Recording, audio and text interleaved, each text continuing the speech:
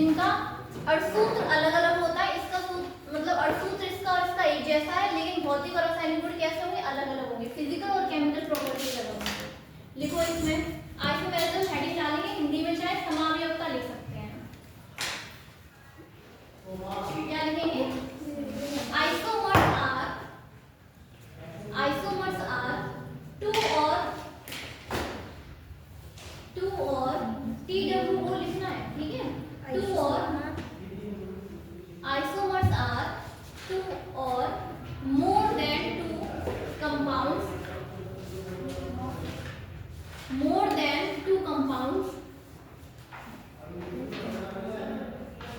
ठीक है, that have same chemical formula, ठीक, same chemical formula, but differ in ये लिखा हुआ है क्या? Physical and chemical property, but differ in physical and chemical property, ठीक है। मतलब डिफर का मतलब भिन्न भिन्न, ठीक है।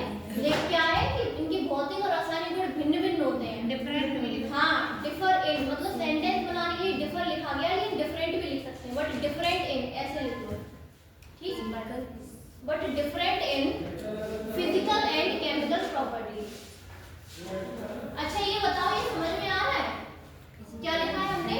Physical and chemical property. वे, सुनो ध्यान से हिंदी में, वे यौगिक जिनका अर्थसूत्र समान है, ठीक। देखो ध्यान से, दोनों का सूत्र बिल्कुल एक जैसा है। सूत्र का मतलब है दोनों में जो, देखो उसमें 5 अमोनिया है, इसमें भी है 5, सल्फेट दोनों में एक एक है, ब्रोमीन भी दोनों में एक एक है, ठीक है, और कोबाल्ट भी एक एक है।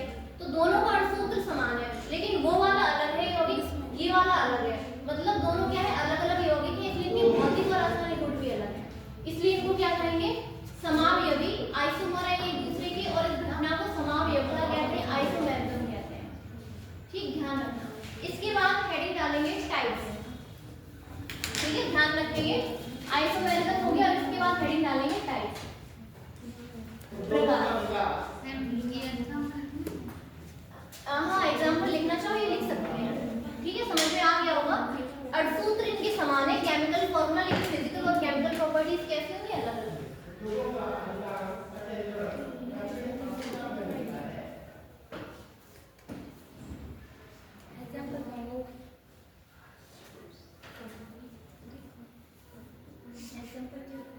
ये देखेंगे, ये दोनों, ठीक है, ये दोनों क्या एक दूसरे के आइसोमर्स हैं,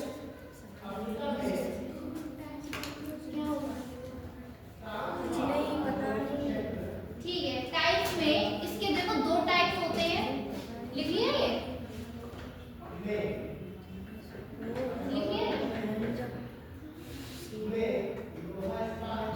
हो गया?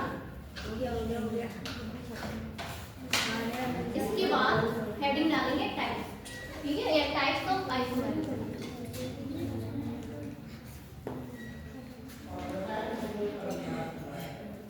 देखो ध्यान से क्या है,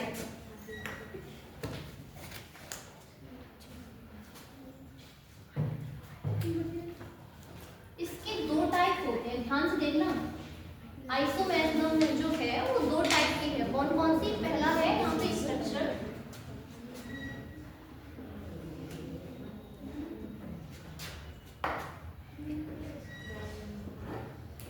और दूसरा कौन सा है? स्टीरियो।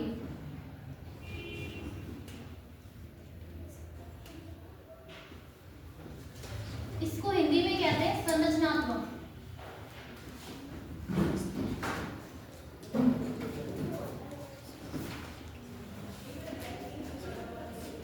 और इसको कहते हैं त्रिविम।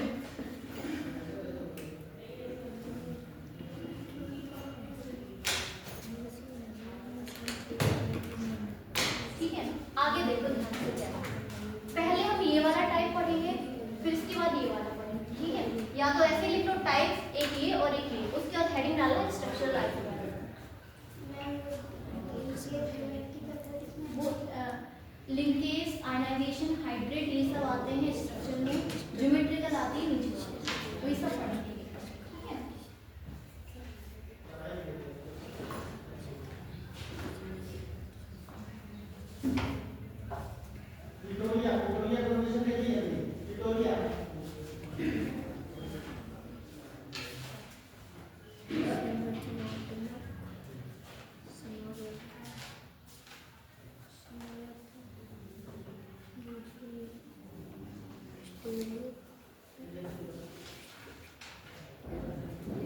स्ट्रक्चर के 4 टाइप्स होते हैं, यहाँ पे देखो कौन कौन से, लिंकेज, आइसोमेरिज्म,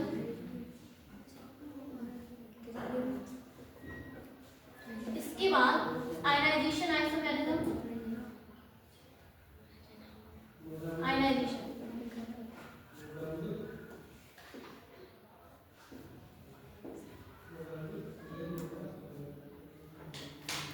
कोऑर्डिनेशन, आइसोमेरिज्म, और यहाँ पे एक और होता है हाइड्रेट या सॉल्वेट। देखो ध्यान से क्या है, पहली बात तो जो मेन आइसोमेरिज्म है उसके 2 टाइप है, स्ट्रक्चर और यहाँ पे कौन सा, स्टीरियो। अब स्ट्रक्चर के भी यहाँ पे 4 टाइप है, लिंकेज, आयनाइजेशन, कोऑर्डिनेशन, सॉल्वेट, और इनसे एग्जाम में क्वेश्चन भी आ चुके हैं। कैसे पूछा जाता है, यौगिक दिया जाता है, इसमें बताओ निम्न में कौन सी समावेश है, टॉपिक पढ़ लेंगे फिर क्वेश्चन करेंगे। यौगिक दिया जाता है, हमसे पूछा जाता है इसमें कौन सी समावेश है, ठीक है। इसके बाद देखो इसके भी 2 टाइप्स होते हैं, ज्योमेट्रिकल और यहाँ पे ऑप्टिकल, प्रकाशिक समावयवता और ज्यामितीय समावयवता,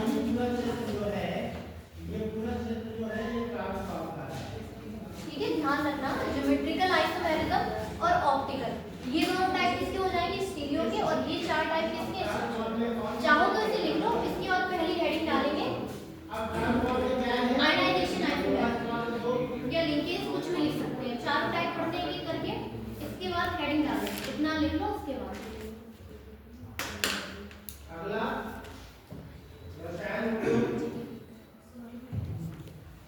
सॉल्वेट, आइसोमेरिज्म, सॉल्वेट,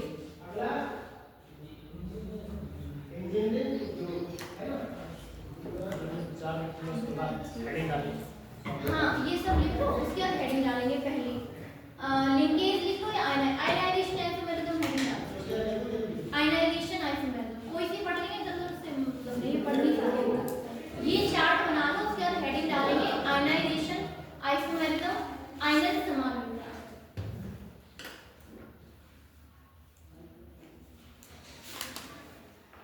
ठीक है।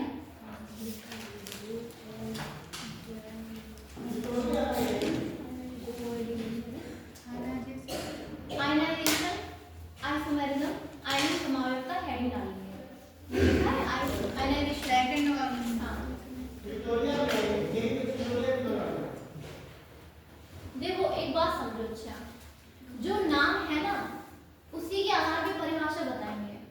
लिंकेज, आइसोमेरिज्म का मतलब है लिंकेज अलग अलग, ठीक है। आयनाइजेशन, आइसोमेरिज्म का अलग अलग आयन मिलेंगे।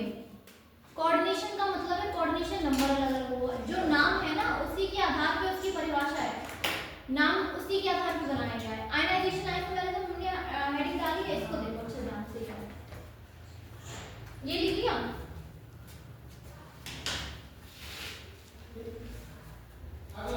देखना ध्यान से, एक यौगिक हमारे पास ये Pt NH3 gold wise Cl2 Br, ध्यान से देखना, एक ये है, ठीक है। इसके बाद एक और लिखते हैं Pt NH3 गोल्ड वाइज, और यहाँ पे क्या है Br Cl2। इसमें और इसमें अंतर क्या है, दोनों का सूत्र समान है, ध्यान से समझना, दोनों का सूत्र समान है, फॉर्मूला सेम है, लेकिन ये बताओ अगर इसको आप पानी में डाल दोगे तो कौन सा आयन बनेगा, एक तो ये वाला आयन बनेगा, ठीक है, इनको आयन कहते हैं, और क्या बनेंगे 2Br माइनस, है ना, ऐसे ही होगा। इसको आप पानी में डालोगे तो होता क्या है, ये वाला भाग और ये अलग अलग हो जाता है। यहाँ पे देखो क्या बनेगा, Pt NH3 होल ट्वाइस और Cl2 और साथ में 2 Br बनेंगे। इधर देखो, इसको पानी में डालोगे तो क्या बनेगा?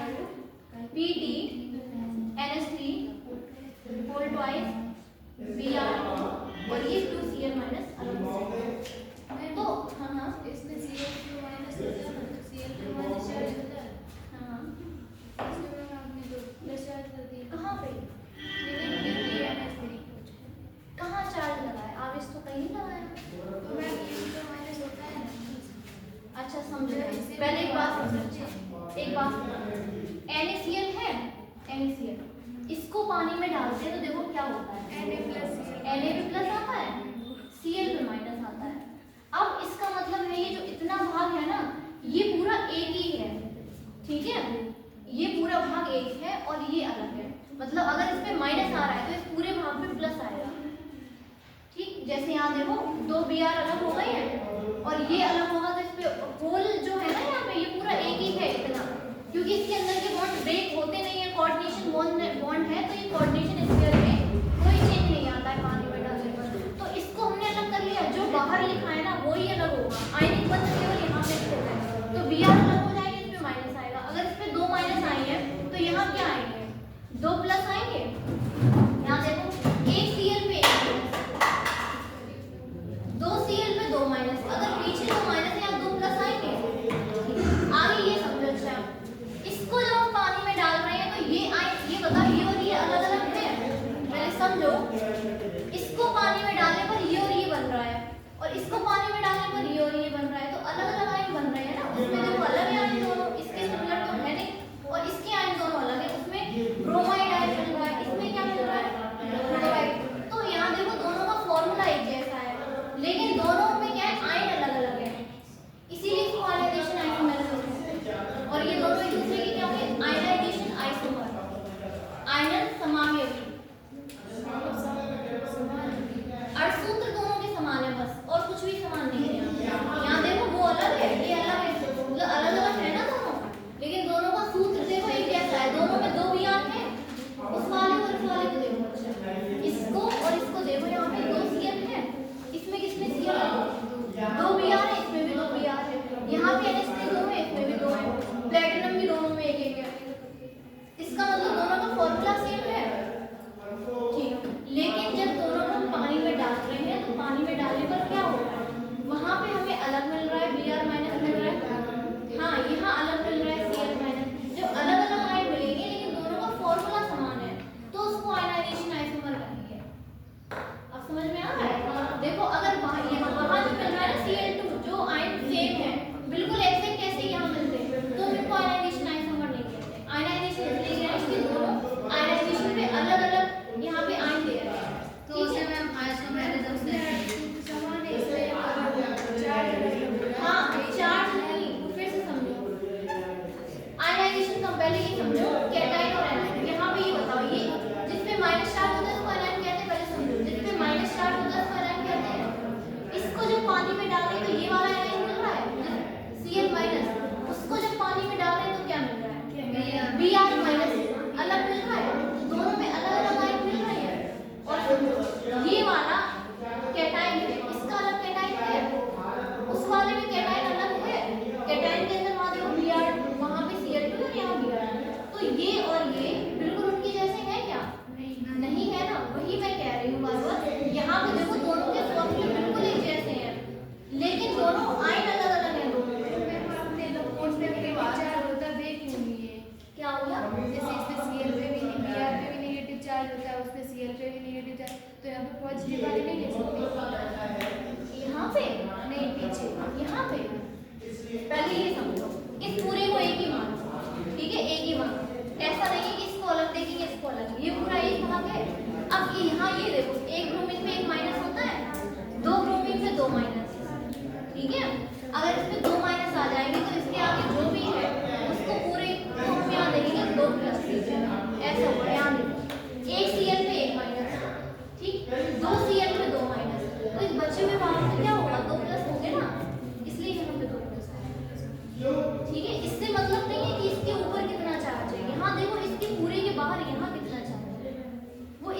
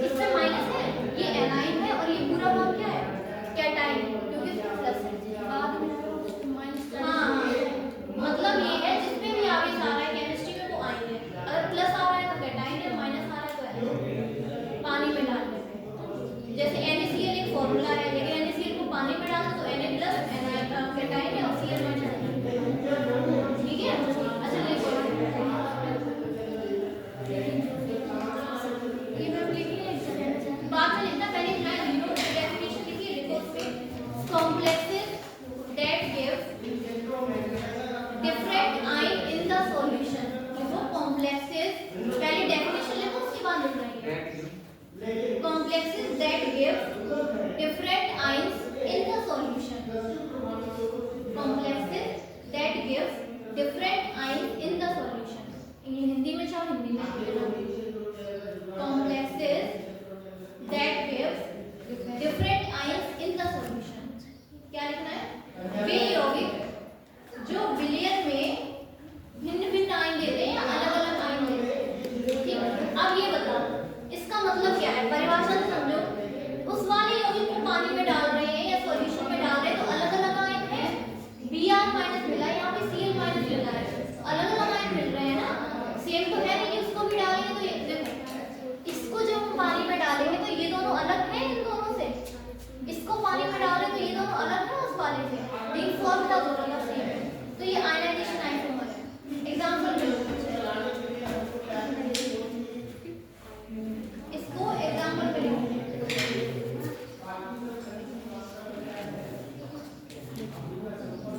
यहाँ लगाना एम, ये दोनों क्या है एक दूसरे के, हमसे ये पूछा जाता है ये दोनों आपस में कौन सी समायोजकता प्रदर्शित करते हैं, तो यहाँ कौन सी बताएं, आयनाइजेशन आइसोमर। ठीक है, इसको लिखो,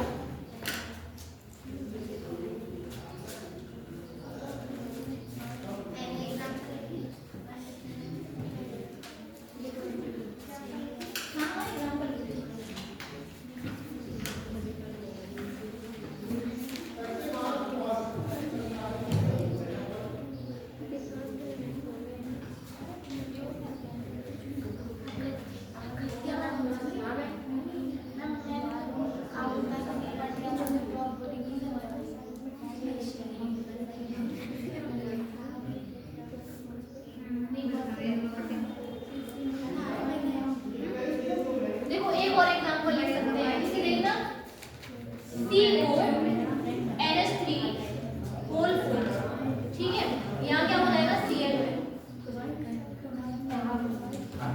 ये है। अब ये बताओ इसको पानी में डालोगे तो ये पूरा अलग हो जाएगा, एक तो ये वाला आयन मिलेगा, ठीक है, एक NO2 मिलेगा, यही तो मिलेगा इसको पानी में डालने में, दूसरा वाला इसको जब पानी में डालेंगे तो देखो क्या होगा, NH3 होल 4 NO2।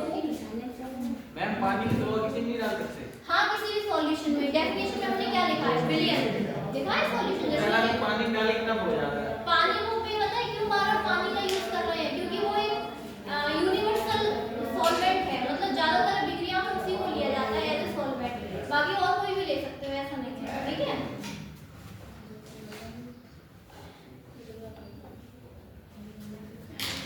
हाँ, इसमें देखो क्या करेंगे, Cl और यहाँ पे ACl डालना है। अब ये बताओ इसको पानी में डालो और इसको, मतलब किसी भी सॉल्यूशन में इन दोनों को डालोगे तो ये बताओ अलग अलग आयन बनेंगे, अलग अलग मतलब है, इसको पानी में डालोगे तो NO2 बनेगा और ये बनेगा, लेकिन इसको पानी में डालने पे क्या बनेगा, Cl माइनस बन रहा है ना, NO2 नहीं बन रहा है, और ये भी अलग है उस वाले से, इसको भी आयनाइजेशन आइसोमर या आयनाइजेशन आइसोमर, यहाँ भी लिखना है, इसको सेकंड एग्जांपल डालकर यहाँ लिख लेना N, ठीक है।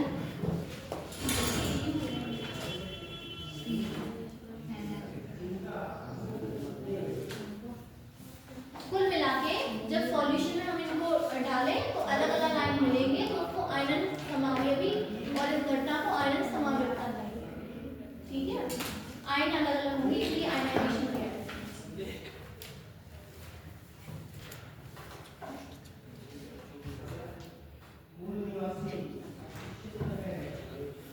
इसको हो जाए तो सेकंड हेडिंग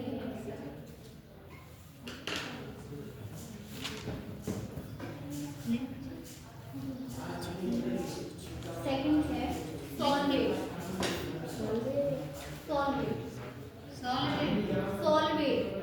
और सॉल्वेट आइसोमेरिज्म या डैश करके लिख सकते हैं, ऑब्लिक करके हाइड्रेट, ठीक है,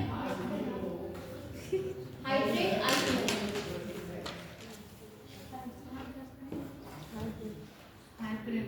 hydrate solvate oblique hydrate isomerism, दोनों नाम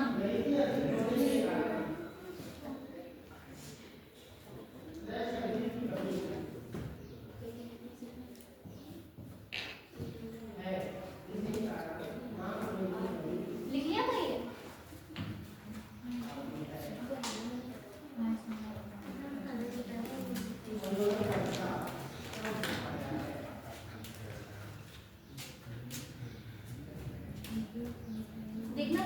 उसको ध्यान से देखना है।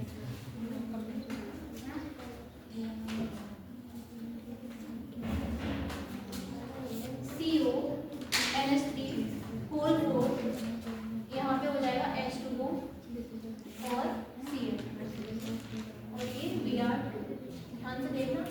दूसरा है and CO NH3 whole 4 Br2 और यहाँ पे Cl एंड H2। ये और ज्यादा आसान है। देखो क्या हुआ, जो इसमें हम क्या कहते हैं, कोऑर्डिनेशन स्फीयर कहते हैं, कोऑर्डिनेशन स्फीयर। इसके बाहर इस वाले भाग को क्या कहते हैं, आयन स्फीयर। आयन स्फीयर और ये कोऑर्डिनेशन स्फीयर। जब इसमें और इसमें H2O का नंबर अलग अलग हो तो उसको हाइड्रेट आइसोमर कहते हैं। उसमें देखो H2O कहाँ है, अंदर है यहाँ पे, इसमें कहाँ है, बाहर है ना।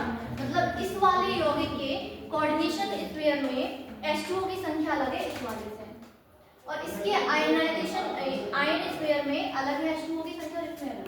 कुल मिला के एक में मान लो अंदर है, एक में बाहर है, मतलब सेम नहीं है। वैसे फॉर्मूला देखो सेम है, दोनों में एक H2O है, 2 Br है, एक Cl है, 4 NH3 है और CO है, सेम है दोनों में, मतलब फॉर्मूला इनका सेम है। लेकिन जब इनको हम क्या देख रहे हैं, इनके आयन स्फीयर में और कोऑर्डिनेशन स्फीयर में H2O का नंबर अलग अलग है, तो इनको कहते हैं हाइड्रेट आइसोमर। ठीक है, आगे समझ में, केवल H2O, तभी हाइड्रेट के बोल रहे हैं यहाँ पे। ठीक है, H2O देखना है बस। कभी भी मान लो एग्जांपल पूछ रहा है कि किसका उदाहरण है निम्न में, तो ये देख लेना H2O अलग अलग होंगे दोनों में, मतलब संख्या उतनी ही रहेगी। जैसे मान लो एक में 4 है तो दूसरे में भी 4 ही होंगे क्योंकि फॉर्मूला सेम होगा। लेकिन जो कोऑर्डिनेशन स्फीयर है और आयन स्फीयर है उनमें नंबर अलग अलग होगा। उसके कोऑर्डिनेशन स्फीयर में मतलब ब्रैकेट के अंदर और आयन स्फीयर में H2O का नंबर इस वाले से अलग है ऐसा। हाँ, तो इसे ही कहते हैं। इसमें लिखो एक लाइन, समझ में आ गया। देखो क्या लिखना है, कोऑर्डिनेशन स्फीयर और आयन स्फीयर में H2O का नंबर अलग अलग होगा। ठीक है, डिफर इन, डिफरेंट या डिफर एक ही वर्ड होता है, differ in number of H2O molecule. ठीक है, लिखेंगे differ in number of H2O molecule present in number of H2O molecule present in coordination sphere and ionic sphere। क्या लिखना है, coordination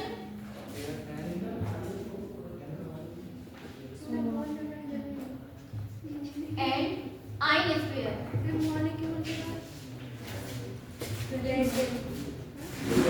ionic या ionic, हाँ अब बताओ क्या है, molecule present in differ in number of H2O molecules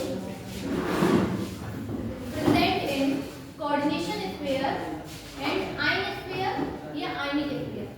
ठीक, इसे लिखो एग्जाम्पल।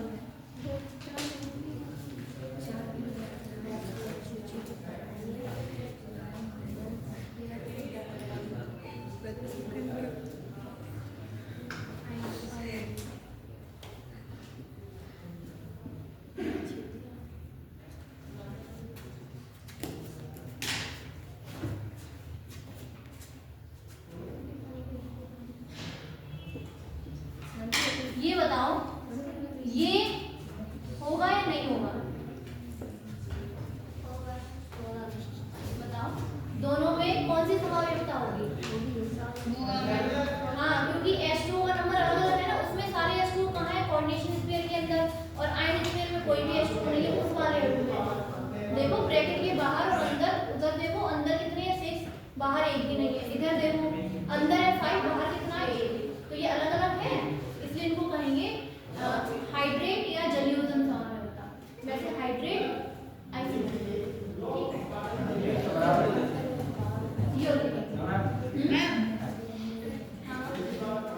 हाँ बताओ। देखो इसका कोऑर्डिनेशन स्फीयर ये वाला भाग है, आयन स्फीयर ये वाला भाग है। इसके आयन स्फीयर में और कोऑर्डिनेशन स्फीयर में H2O का नंबर अलग है, सारे H2O अंदर है। यहाँ देखो इसके कोऑर्डिनेशन स्फीयर में और आयन स्फीयर में H2O का नंबर अलग है, अंदर 5 है, बाहर 1 है। फॉर्मूला सेम होना चाहिए, ऐसा नहीं है वहाँ 5 या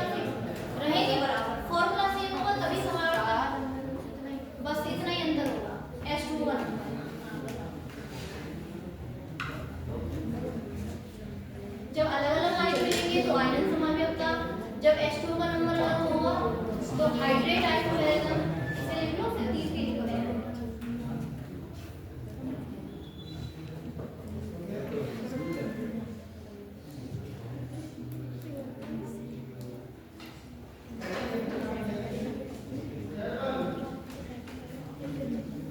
हो गया ये?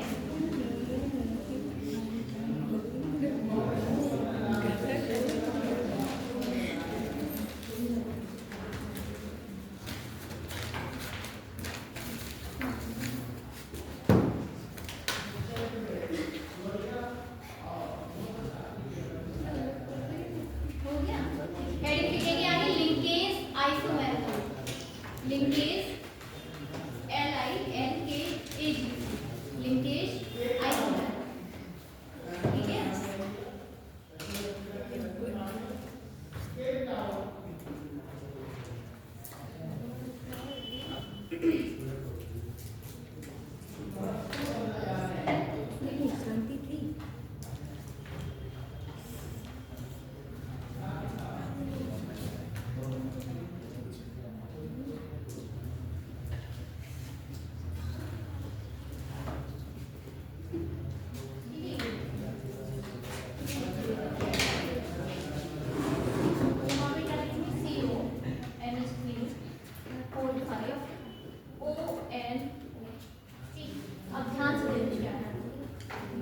लिंकेज आइसोमेरिज्म नाम है, इसका मतलब क्या अंतर होगा बताओ?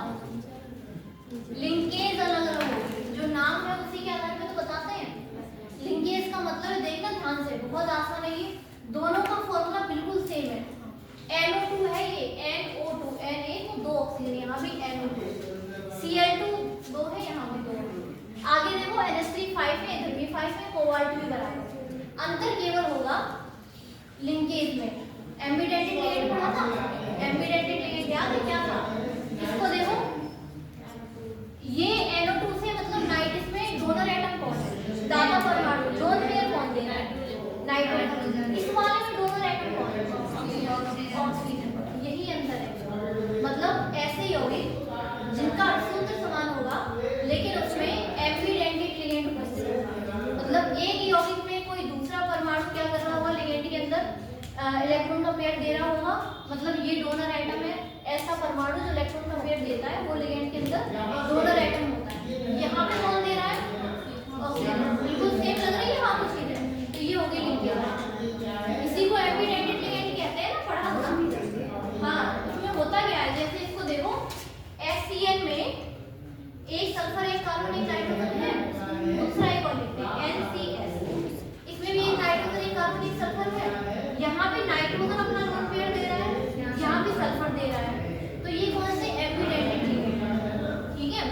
एम्बिडेंटेड लिगेंड वो होते हैं जिसमें एक ही लिगेंड के अंदर दो ऐसे परमाणु होते हैं, दोनों के पास इलेक्ट्रॉन पेयर होता है, उसमें से कोई भी दे सकता है। ठीक, तो ऐसे यौगिक जिनमें एम्बिडेंटेड लिगेंड उपस्थित होगा उनको क्या करेंगे? लिंकेज आइसोमर, और इस समायोजकता को कहेंगे लिंकेज हाइड्रोजन। ऐसा करो, इसमें एक लाइन लिखेंगे, उसके बाद ये एग्जांपल लिखेंगे। देखो, कैसे कंपाउंड में होती है ये जिनमें एम्बिडेंटेड लिगेंड होता है? देखो, एराइजेज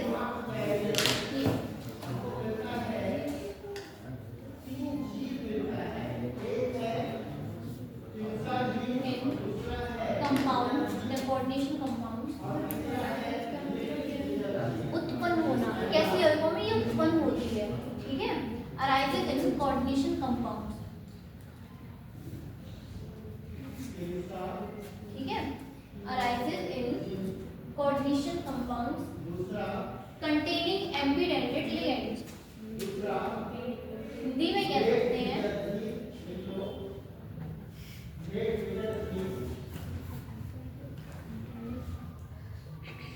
लिगेंड।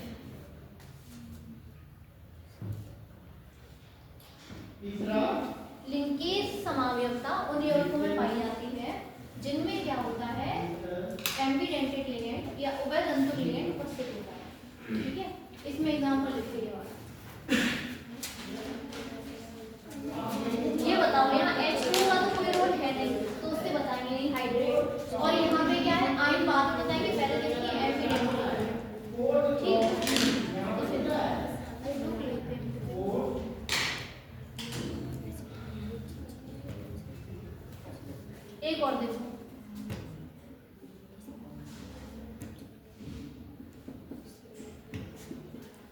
इन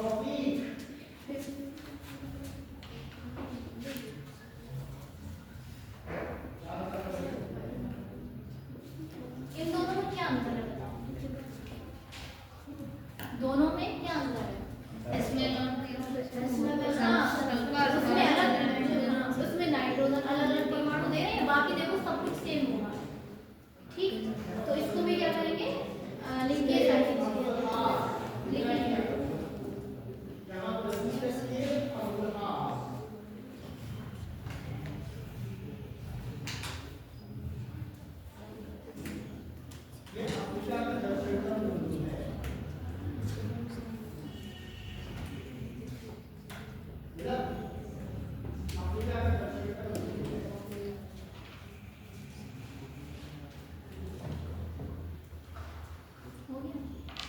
अभी क्वेश्चन करेंगे इसके बाद, ठीक है, जो भी एग्जाम में आए तो बहुत अच्छे से समझ में आए। इसके बाद देखो एक एग्जाम्पल और लिखो, इसमें दो हो गए, ठीक है। अगली हेडिंग लिखेंगे कोऑर्डिनेशन आइसोमेरिज्म, यही तो थी फोर्थ, एक और रह गई है कोऑर्डिनेशन, 3 हो गई। स्ट्रक्चरल के टाइप पढ़ रहे हैं, 3 हो गए, एक और रह गई। हेडिंग लिखेंगे कोऑर्डिनेशन आइसोमेरिज्म, कोऑर्डिनेशन आइसोमेरिज्म।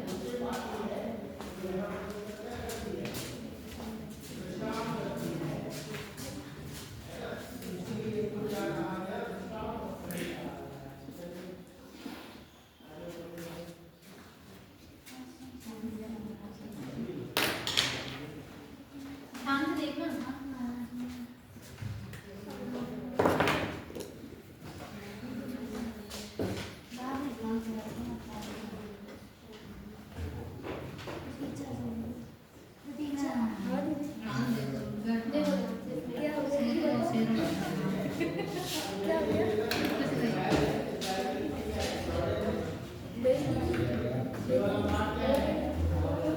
लिखिए, ये देखो ना ध्यान से, ये है इसका एग्जाम्पल।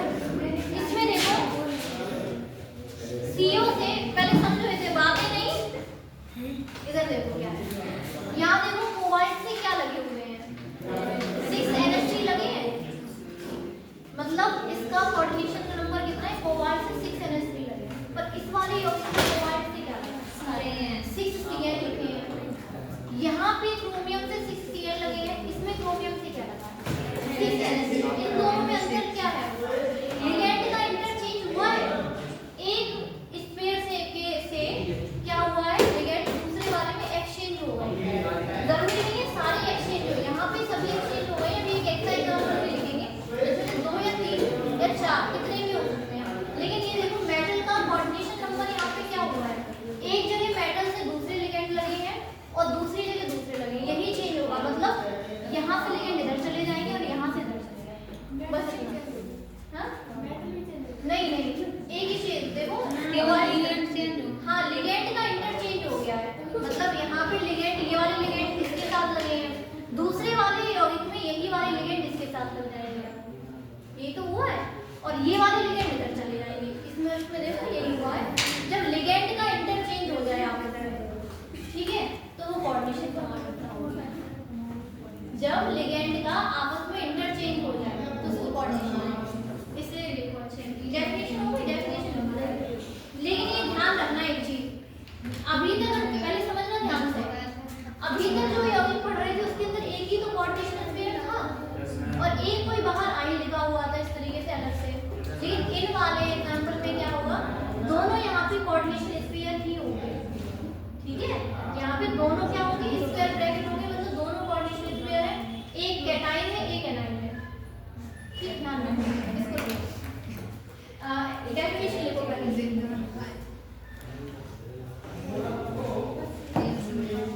क्या हो गया? बहुत खुश हो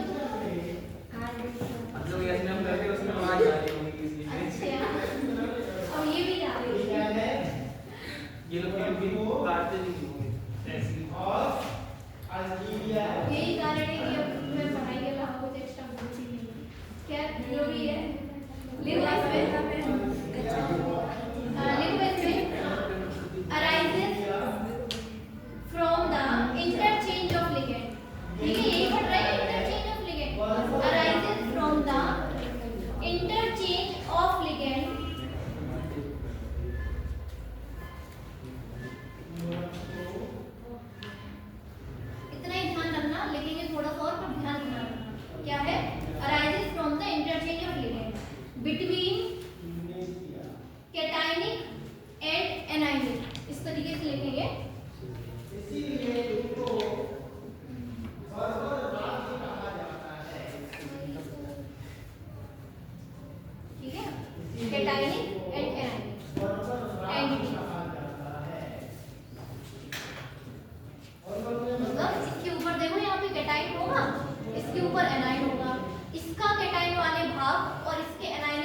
आपके बीच में क्या हुआ, लिगेंड का इंटरेक्शन है, ये है। पहले लिखो, ठीक है, पहले लिख लो फिर देखते हैं। कैटायनिक एंड एनायनिक एंटिटीज, इसका मतलब क्या है? एक मिनट पहले लिख लो पूरा sentence. Cationic and anionic entities of different metal ions present in a complex. Entities of different metal ions, ionic क्या क्या हुआ था? एनायनिक मैंने लिखा है एंटिटी, डिफरेंट मैम लिगेंड से स्टार्टिंग से बोल दोबारा से। arises from the interchange of ligands between cationic and anionic entities of different metal ions present in a complex। ठीक है, प्रेजेंट in a complex। अब अंडरलाइन कर लो इतना बस, इंटरचेंज ऑफ लिगेंड्स, इतना ध्यान रखो, इंटरचेंज ऑफ लिगेंड्स। ठीक, अब समझो ध्यान से क्या है, ये बताओ, मान लो ये पूरा एक कोऑर्डिनेशन कंपाउंड है, ठीक है, समझना, ये पूरा, इसका मतलब समझते हैं, ये पूरा एक यौगिक है। जब इसको आप सॉल्यूशन में डालोगे तो क्या होगा, इस पे प्लस आएगा और इस पे माइनस आएगा, ऐसा ही होगा डीप सी। और समझो इसे क्या है, इसको जब पानी में डालेंगे इस पे प्लस आएगा, इस पे माइनस आएगा, तो ये कैटायनिक एंटिटी है और ये एनायनिक एंटिटी है। ठीक, इनके अंदर क्या हो रहा है, लिगेंड का इंटरचेंज हो रहा है, ये देखा है। ठीक, बाकी इतना ध्यान रखना, इंटरचेंज ऑफ लिगेंड। ये वाला एग्जांपल लिखो इसमें।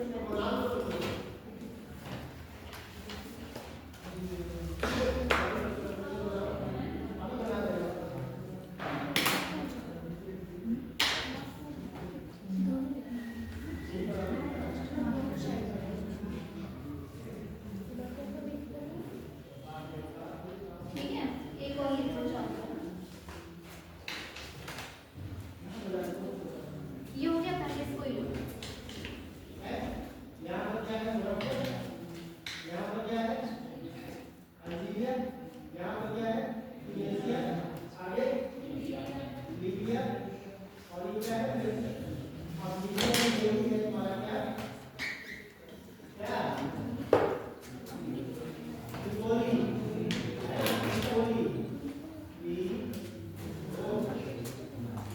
यहाँ पे एंड लिखना बीच में, यही है ना, ठीक है, इसको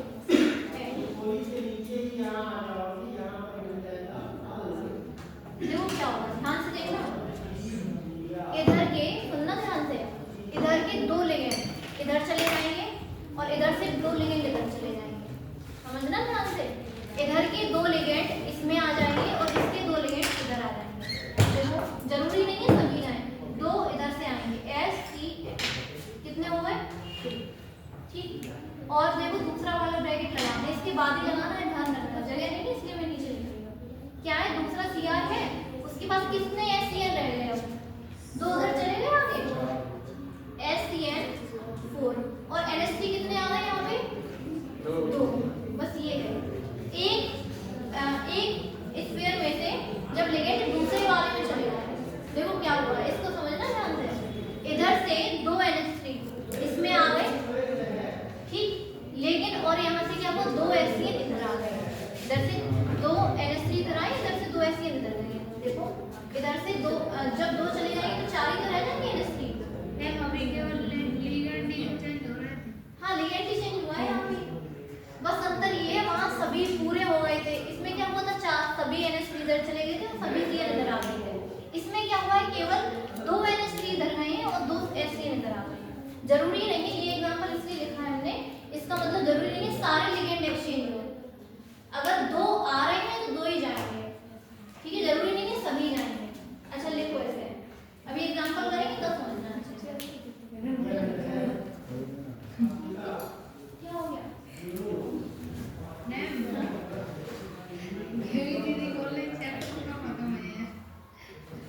हो जाएगा।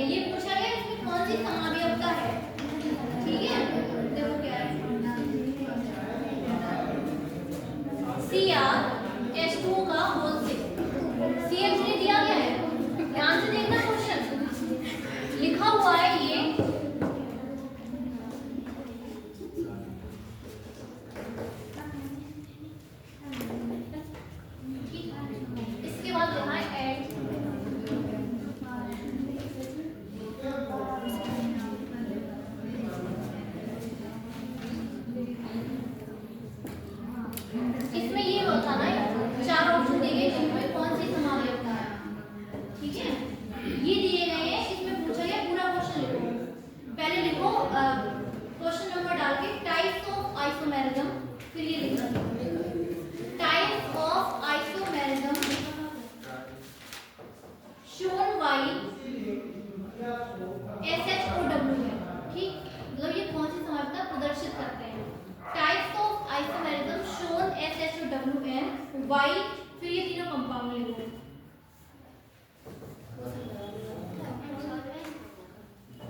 शोन वाई, फिर ये तीनों यौगिक लिखो, ये तीनों लिखो अच्छा लाइन से।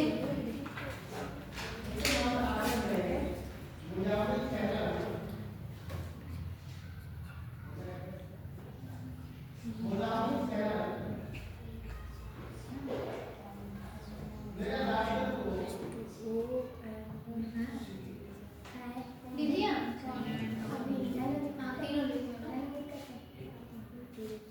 आंसर बताना है, अभी भी बता सकते हो अगर पता है। नाम क्या, सही नाम बताओ। कौन सी दवाई होता है इसमें? Solvent isomerism. लेकिन अभी ये टॉपिक पढ़ रहे हैं इसलिए तो पता है। जैसे ही कॉपी बंद होगी 10 दिन होंगे आप क्वेश्चन पता है इसीलिए रह जाता है एग्जाम में, क्योंकि सब कुछ मिक्स है, वहां समझ में नहीं आता, यहाँ पे कौन सा। अभी मैम आप पानी डाल दिए, कर दो पानी डाल देंगे। हाँ ऐसे खत्म, टॉपिक ही खत्म है ना, ऐसा नहीं करना है। देखो ये लिखिए ना,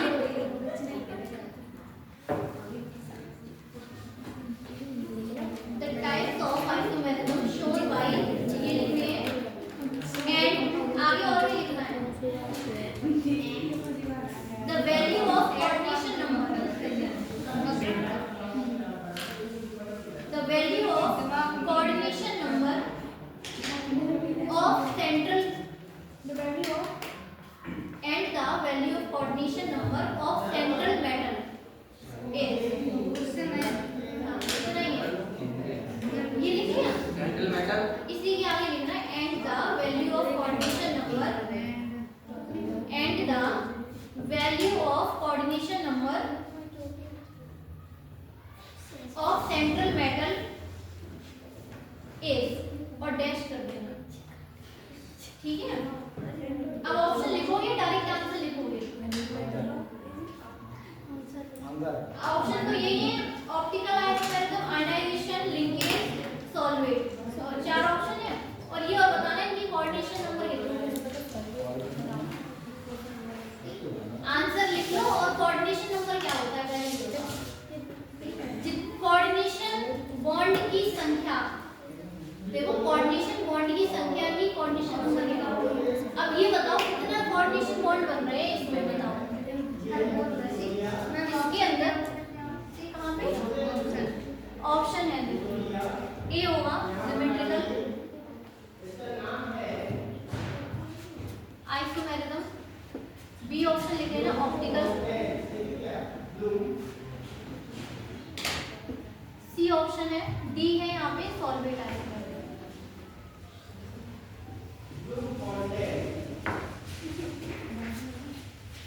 सी ऑप्शन दिया गया है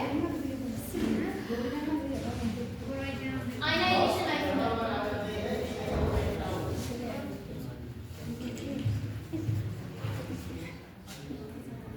ये क्वेश्चन आया है,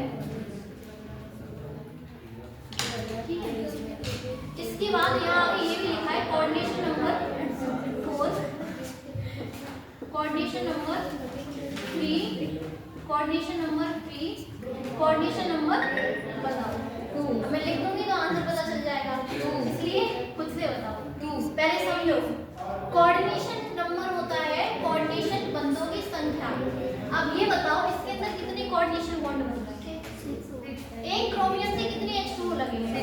6 लगे हैं। देखो कैसे लगे होंगे, H2O H2O H2O H2O H2O H2O, कितने बॉन्ड हैं? 6 है ना, तो कोऑर्डिनेशन नंबर कितना हो जाएगा? 6। यही ऑप्शन करना है। यहाँ भी देखो कोऑर्डिनेशन नंबर स्ट्रक्चर क्या होगी? यही होगी, ये बना दो ऐसे करके, बीच में क्रोमियम है H2O, नाम बताना है, एक मिनट, OH2 OH2, एक ही करके पूछा गया, OH2 संरचना तो बना ले पहले। अब 3 Cl माइनस यहाँ पे है, या तो यहाँ Cl3, ये संरचना है। इसके बाद क्या पूछा? नाम, नाम ऐसे लिखेंगे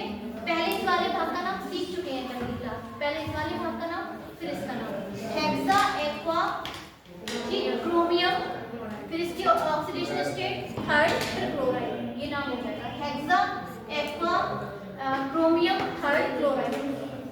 ठीक है, ऐसे करेंगे, लिख लेना, सही ऑप्शन टिक करना है। कर लोगे बताओ? एक और लिखो क्वेश्चन।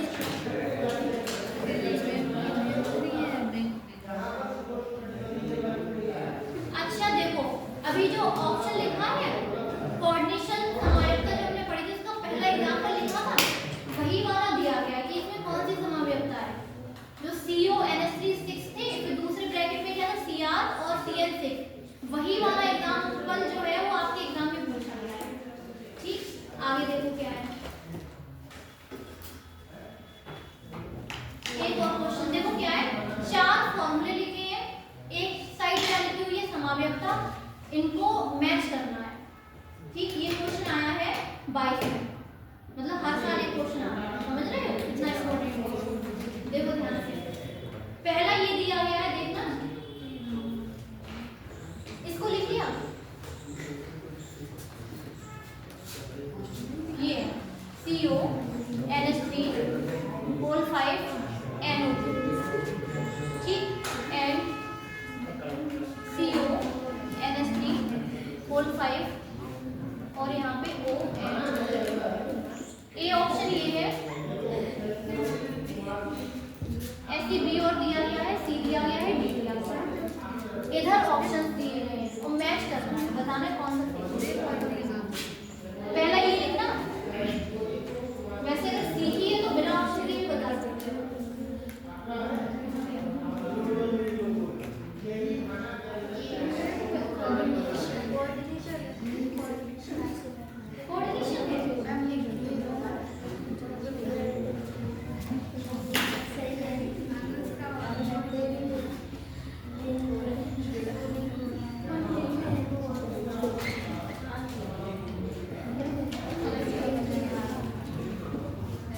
दिख रहा है, ये बताओ। CONH3, इन दोनों में बताओ कौन कौन सी आइसोमेरिक, दोनों में, इसमें कौन सी है और इसमें कौन सी? ऊपर वाले में लिंकेज है, क्योंकि फॉर्मूला बिल्कुल सेम है, अंतर कहाँ पे है, NO2 और ON2, लिंकेज ही तो अलग अलग है, एम्बिडेंटेड लिगेंड है, बाकी बिल्कुल सेम है सब कुछ, ब्रैकेट के बाहर भी ब्रैकेट के अंदर भी। दूसरे वाले में देखो कोऑर्डिनेशन स्क्वायर, 2 स्क्वायर ब्रैकेट बने हैं, जब 2 ब्रैकेट होंगे और दोनों में लिगेंड का इंटरचेंज हो रहा है तो कोऑर्डिनेशन। ठीक, बाकी 2 और देखो क्या दिए गए हैं,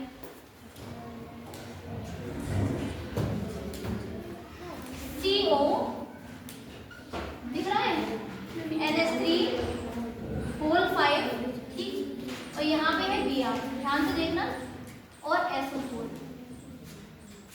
एंड CONH3 होल 5 SO4 और बाहर है Br, इसमें बताओ कौन सी समायोजकता है इसमें? फॉर्मूला बिल्कुल सेम है, आयनाइजेशन पानी में डालेंगे अलग अलग आयन मिलेंगे, ठीक, आयनाइजेशन टिक करेंगे। एक और देखो, अभी लिखा था जस्ट CrH2O होल 6 और Cl3, ठीक है, इसके साथ लिखा गया है CrH2O होल 5 ClH2O Cl, बताओ सॉल्व कर लोगे ना, आसान लग रहा होगा, धीरे धीरे चीजें समझ में आती है, ऐसे क्वेश्चन आते हैं, इसको चाहो लिख लेना, ऑब्लिक करके सीधे आंसर लिख लो क्या क्या है, ठीक है, कर लेना, बाकी और देखते हैं क्वेश्चन।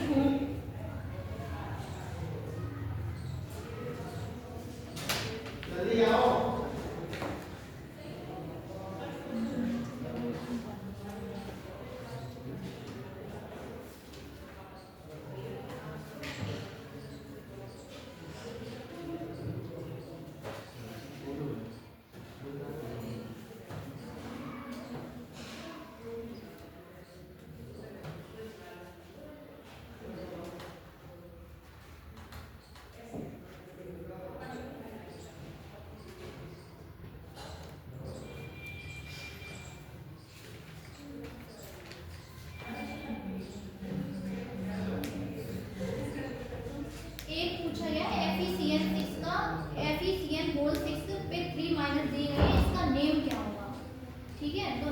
निकालते हैं, बहुत आसान है। FeCN6 और होल के ऊपर 3 माइनस लगे हैं, तो इसका नाम हो जाएगा हेक्सासाइनोफेरेट थर्ड। ठीक है, ऐसे करना है। इसके बाद ज्योमेट्रिकल आइसोमेरिज्म हम पढ़ेंगे, उससे भी क्वेश्चन आए हुए हैं।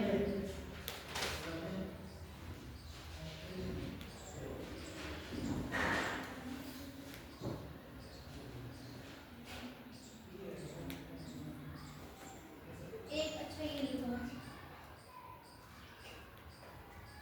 नाम बताना है इसका, IUPAC का।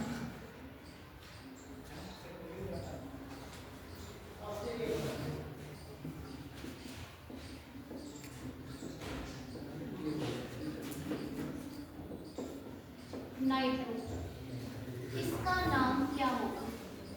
बाहर एक मिनट रुको, बाहर लिखा हुआ है CL, ये इसका नाम लिखना क्या होगा? भूल गई है, चेंज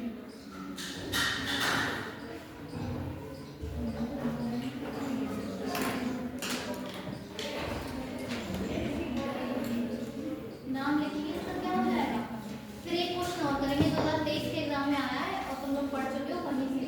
अच्छा ये बताओ, चिलियट लेवल पढ़ाया था मैंने, हो गया ना? इसको इसका नाम बताओ, क्या एक क्वेश्चन और करते हैं, एक क्या 2-3 कर लेंगे जितने हो जाए।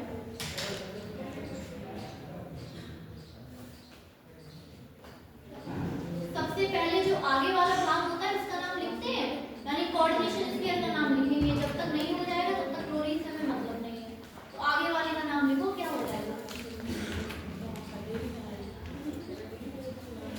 पहले लिगेंड के नाम लिखेंगे, अल्फाबेटिकली लिखो।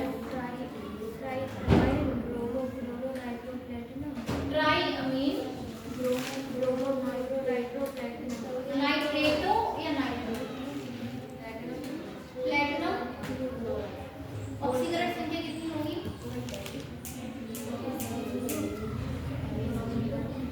ऑक्सीकरण संख्या कितनी होगी?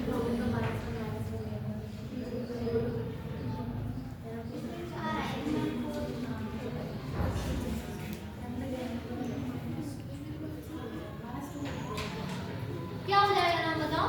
देखो ये हो जाएगा, पहला तरीका ये था, इसका नाम पहले लिखते हैं।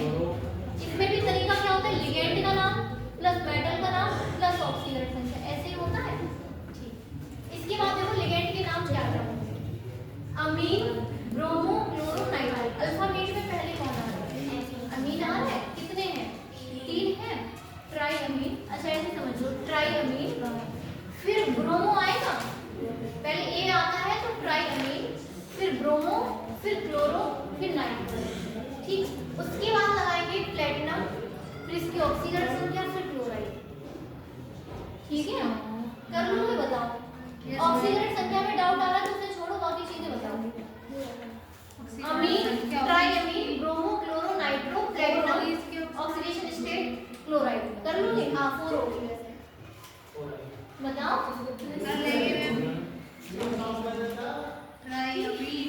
बाकी देखो आगे है ना, अगला क्वेश्चन देखो। हाँ 4 ऑप्शन दिए गए हैं, उसमें यही नाम लिखा हुआ है, वही सही होगा। एक और क्वेश्चन लिखो, एक क्वेश्चन लिखेंगे, लिखो which complex compound is most stable?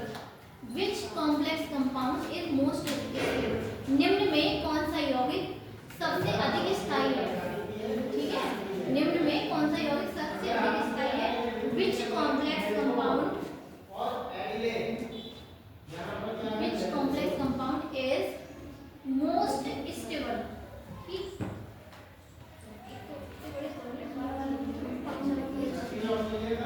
is most stable।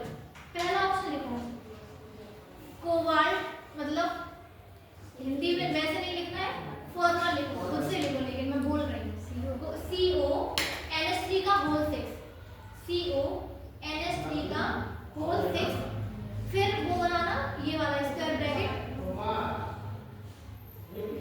उसके बाहर लिखना 2, CONH3 का नहीं, यहाँ पे ये 2, ये थोड़ा सा अलग किया गया 2, और यहाँ लिखना SO4,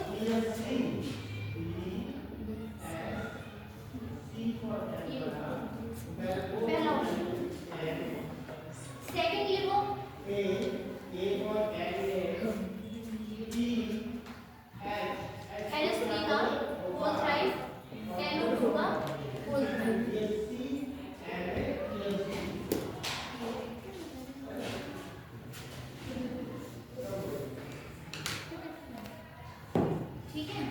ये दो ऑप्शन लिखो।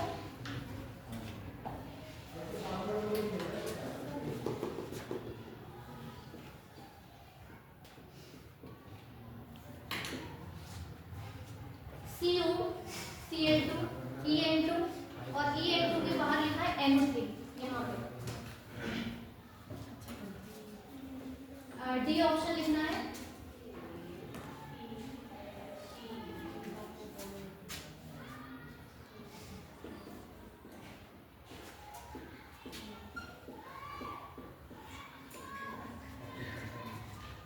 बताओ सही ऑप्शन, सभी लोग बताओ सही ऑप्शन कौन सा होगा।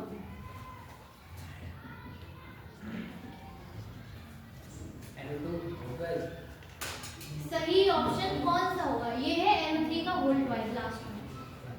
बताओ कैसे बताओ। EN है यहाँ पे इथाइलिन डाइअमीन, वो है NO3 का वोल्ट वाइज। NO3 और वोल्ट वाइज 2 लिखना है। ठीक बताओ आंसर कौन सा होगा? बताओ बताओ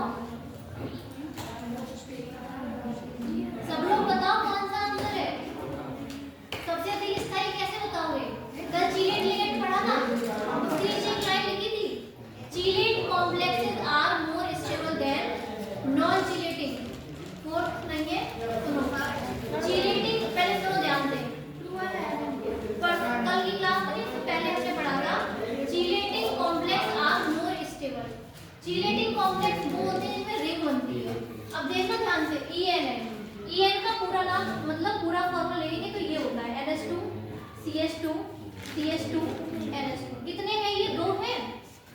किससे लगे हुए हैं? कोबाल्ट से। ध्यान से देखना इसकी संरचना कैसी होगी। बीच में लगा है कोबाल्ट, ठीक, और यहाँ पे क्या है? एक NH2 ये रहा, एक और NH2 लिखना पड़ेगा, ठीक है, CH2 और यहाँ पे NH2। होगा क्या? ये वाला ये यहाँ से और यहाँ से ये रिंग बन रही है। इधर देखो ये इस तरीके से रिंग बन रही है। इधर देखो इसको ऐसे लिखो H2 और यहाँ पे ये। तो ऐसा एक और एक क्लोरीन यहाँ लगा है, यहाँ लगा दो, एक क्लोरीन यहाँ लगा है, ये लगा दो। अब ध्यान से देखना, ऐसे लिगेंड जो क्या करते हैं? रिंग का फॉर्मेशन करते हैं, ठीक। तो उस तरीके का यौगिक क्या कहलाता है? चीलेटिंग कॉम्प्लेक्स। और ये ज्यादा स्थायी होते हैं कंपैरिजन टू नॉन चीलेटिंग, जिसमें सामान्य लिगेंड होता है। इसमें देखो रिंग बन रही है, कैसे रिंग बन रही है? देखो ये और यहाँ पे एक बॉन्ड होगा और ये फिर ये और फिर ये पूरी रिंग जैसी संरचना बन रही है। यहाँ देखो इसमें कहीं रिंग बन रही है? नहीं बन रही ना, तो ये नॉन चीलेटिंग कॉम्प्लेक्स है। और यहाँ पे जो रिंग बन रही है वो चीलेटिंग, ये ज्यादा स्थायी होती है। तो जहाँ भी ये दिख रहा है ना EN, वो ज्यादा स्थायी ऑप्शन हो जाएगा। EN बाइलेटेड लिगेंड हो और वो रिंग बनाए तो वो कैसा हो जाता है? ज्यादा स्थायी, मोर स्टेबल, ठीक।